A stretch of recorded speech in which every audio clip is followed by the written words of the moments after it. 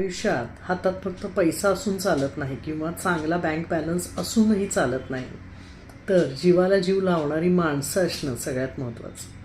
म्हणजे आपल्या सुखात सुख मानणारी, दुःखात दुःख जाणून घेणारी, आपल्या डोळ्यातल्या पाण्याचा अर्थ समजून आपल्या पाठीवर आधारासाठी हात ठेवणारी, कोणत्याही परिस्थितीत मी आहे असं आपल्याला सांगणारी माणसं बरोबर असतील ना, तर त्या जगण्यात मजा असते. हल्ली झालंय काय, बरीचशी मुलं परदेशात स्थायिक, त्यांना आईवडिलांच्या प्रॉपर्टीत, पैशात काडीचाही इंटरेस्ट नसतो.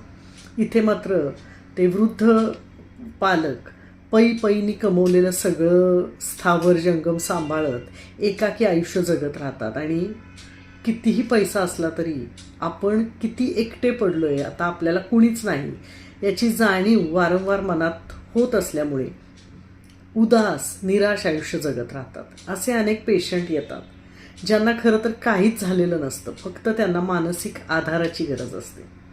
आणि आता ही परिस्थिती वाढत चालली आहे.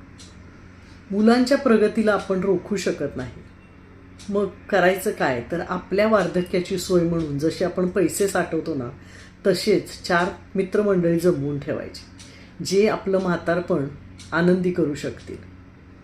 पेन्शन ही फक्त पैशाची नाही, पेन्शन ही आनंदाची सुद्धा असते आणि त्याची सोय तरुणपणापासून करत ठेवावी लागते.